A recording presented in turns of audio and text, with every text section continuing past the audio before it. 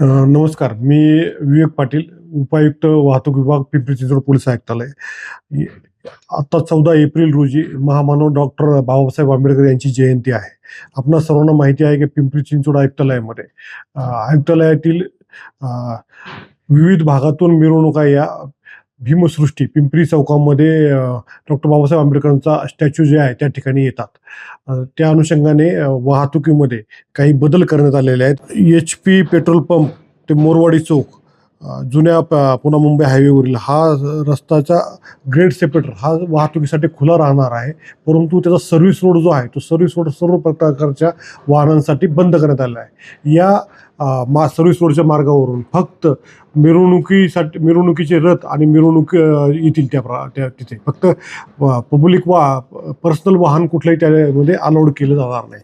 तसेच हा जो स्क्वेअर आहे, मोरवाडी चौक, पिंपरी पूल T point, HP petrol pump आणि गांधीनगर कॉर्नर, हा भीमसृष्टीच्या चौबाजूचा हा चौकोनी हा जो एरिया आहे हा पूर्ण नो व्हेकल झोन केलेला आहे. या एरियामध्ये फक्त अभिवादनासाठी येणाऱ्या मिरवणुकी च्या नाच प्रवेश आहे.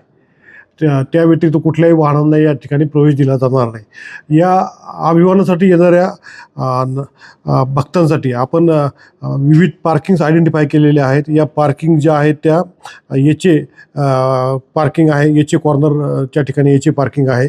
त्यानंतर ऑटो क्लस्टरकडून येणाऱ्या मिरवणुकीसाठी ऑटो क्लस्टर शेजारी एक पार्किंग आहे. त्यानंतर फिनोलेक्स पार्किंग एक आहे भाटनगर आणि त्या भागातून येणाऱ्या लोकांसाठी. साई पार्किंग एक आहे, साई चौककडून येणाऱ्या लोकांसाठी साई पार्किंग एक आहे.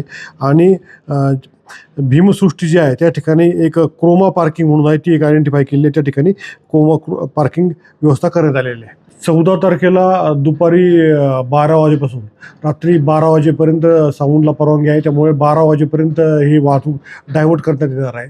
हा सर्व्हिस रोडची वाहतूक जी आहे, मी आता जे सांगितलं HP पेट्रोल पंप ते मोरवाडी चौक या दरम्यानची वाहतूक जी आहे ती ग्रेड सेपरेटरमधून वळवण्यात आलेली आहे.